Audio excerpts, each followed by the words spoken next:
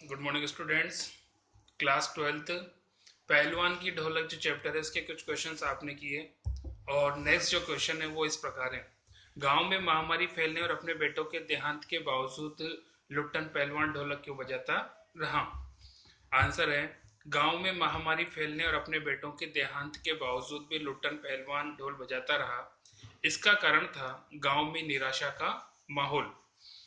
महामारी और सूखे के कारण चारों तरफ मृत्यु का सन्नाटा था। घर के घर खाली हो गए थे। रात्रि की विभीषिका ने चारों तरफ सन्नाटा होता था। ऐसे में उस विभीषिका को पहलवान की ढोलक की चुनौती देती रहती थी। जैसा कि आपने देखा कि पहलवान की ढोलक की रात्रि में बजती और पूरे गांव में जो हर व्यक्ति उस विभीषिका को झेल रहा है या कह सकते हो कि उस दुख को झेल रहा है, उसको संजीवनी का कार्य करती, उसे जीने की शक्ति देती। और यही प्रयास पहलवान के द्वारा किया जाता। ढोल की आवाज से निराश लोगों के मन में उमंग जगती थी, उनमें जीवंतता भरती थी। वह लोगों को बताना चाहता था कि अंत तक जोश और उत्साह से लड़ते रहो। किसी भी प्रकार की विकट से विकट समस्या हो तो भी यहाँ पे ढोल के माध्यम से एक ही संदेश मिलता है कि व्यक्ति को जीवंत रहना चाहिए, जिजीविषा जीने की शक्ति मन में जिलाए रखनी चाहिए। ढोलक की आवाज का पूरे गांव पर क्या असर होता था? नेक्स्ट क्वेश्चन है। आंसर है, महामारी की त्रासदी से जूझते हुए ग्रामीणों को ढोल की आवाज संजीवनी शक्ति की तरह मौत से लड़ने की प्रेरणा देती। जैसा कि पहले वाले क्वेश्चन में था उसी से मिलता जुलता है कि लोगों को जीने की शक्ति देती और साथ में संजीवनी शक्ति का कार्य करती। वह आवाज बूढ़े बच्चों और जवानों में की शक्तिहीन आंखों के आगे दंगल का दृश्य उपस्थित कर देती। उनकी स्पंदन शक्ति में शून्य स्नायु में भी बिजली दौड़ जाती, अर्थात कह सकते हैं उनके रगों में खून का दौरा चालू हो जाता और उनको लगता कि जहां पे उनके मृत प्राय शरीर के अंदर हो सकता है कि वापस शक्ति दौड़ने लगी है। ठीक ही है, ढोलक की आवाज में बुखार को दूर करने की ताकत न थी, पर उसे सुनकर मरते हुए प्राणियों को उसकी आंखें मूंदते समय कोई तकलीफ नहीं होती थी। कुल मिला के यह है कि यहाँ पे व्यक्ति को अपने दुख और अपनी पीड़ा को सहन करने की शक्ति मिल जाती। उस समय वो मृत्यु से नहीं डरते थे। इस प्रकार ढोलक की आवाज पूरे गांव को मृत्यु से लड़ने की प्रेरणा देती थी। क्वेश्चन नंबर 6, महामारी फैलने के बाद गांव में सूर्योदय और सूर्यास्त के दृश्य में क्या अंतर होता था? यहाँ पे जैसा कि आप खुद को बताया कि दोनों दृश्य बहुत कह सकते हो त्रासदी से संबंधित थे और ऐसा दृश्य जिसे व्यक्ति सहन भी नहीं करता, सूर्योदय का दृश्य। महामारी फैलने के वजह सूर्योदय का होते ही लोग खांकते खूकते कराते अपने घरों से निकलकर अपने पड़ोसी और आदमियों को ढांढस देते, क्योंकि जैसे ही बाहर निकलते किसी को पता लगता है किस घर में किस व्यक्ति की मौत हुई है और वो व्यक्ति किस प्रकार उस शोक से पीड़ित है। तो उस शोक को पीड़ित व्यक्ति को या उससे संबंधित जितने परिवारजन है उन सबको ढांढस बनाने का प्रयास वो करते।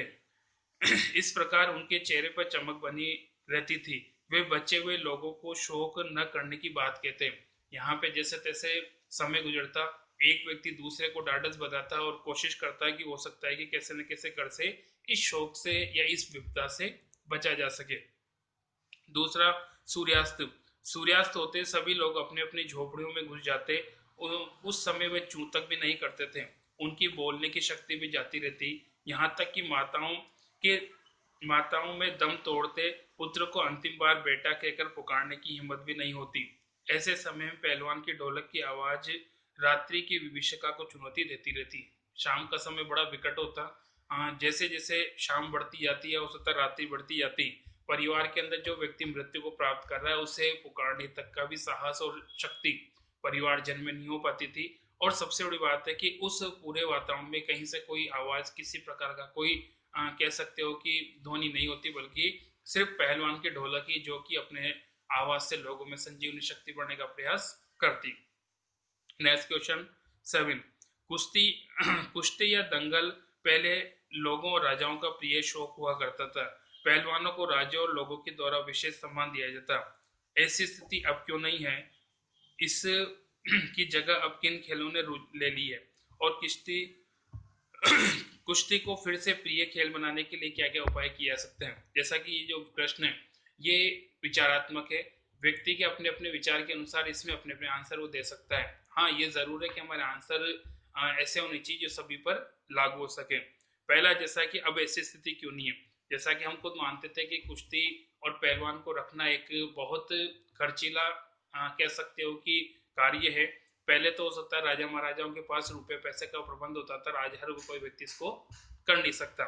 जैसा कि आंसर है कुश्ती या दंगल पहले राजाओं और लोगों का प्रिय शौक हुआ करता था। राजा पहलवानों को सम्मान देते थे, परंतु आज स्थिति बदल गई है। आज पहले की तरह राजा नहीं रहे, दूसरे मनोरंजन के अनेक साधन प्रचलित हो गए। जैसा कि हमको जानते हैं कि आज दूसरे साधनों से मनोरंजन किया जाता है, व्यक्ति इस प्रकार के खर्चीले साधन से बचने का प्रयास होता है। दूसरा, अब इनकी जगह किन खेलों ने ली है? कुश्ती की जगह अब अनेक प्रकार के आधुनिक खेल प्रचलित, जिसमें क्रिकेट, हॉकी, बैडमिंटन, टेनिस, शतरंज, फुटबॉल आदि हैं। नेक्स्ट नंबर थर्ड इसी का ही है, कुश्ती को फिर से लोकप्रिय बनाने के लिए, जैसा कि हमको जानते हैं कोई सा भी कह सकते हो खेल हो, उसे लोकप्रिय बनाने के लिए वापस से उसी सिरे से कोशिश करनी चाहिए। और हम खुद मानते हैं कि कुश्ती ग्रामीण परिवेश से निकला हुआ खेल है, तो निश्चित तौर पर ग्रामीण परिवेश को ही इसको ध्यान में रखते हुए आगे बढ़ना चाहिए। आंसर है कुश्ती को फिर से लोकप्रिय बनाने के लिए ग्रामीण स्तर पर कुश्तियों की प्रतियोगिताएं आयोजित की जा सकती है। साथ ही साथ पहलवानों को उचित प्रशिक्षण और कुश्ती को बढ़ावा देने हेतु मीडिया का सहयोग भी लिया जा सकता है। जैसा कि हम खुद जानते हैं कि अगर मीडिया चाहे तो निश्चित तौर पे इस प्रकार के गेमों को वो अपनी मीडिया के माध्यम से लोगों के लिए जनमानस तक पहुंचाए, लोगों की रुचि उसके प्रति आकर्षित करने का प्रयास करे, तो निश्चित तौर पर ऐसा हो सकता है। नेक्स्ट क्वेश्चन है 8, आकाश से टूटकर यदि कोई भावुक तारा पृथ्वी पर जाना भी चाहता तो उसकी ज्योति और शक्ति रास्ते में से तो शेष हो जाती, अन्य तारे उसकी भावुकता और उसकी सफलता असफलता पर खिलखिलाकर हंस पड़ते। आशय स्पष्ट कीजिए।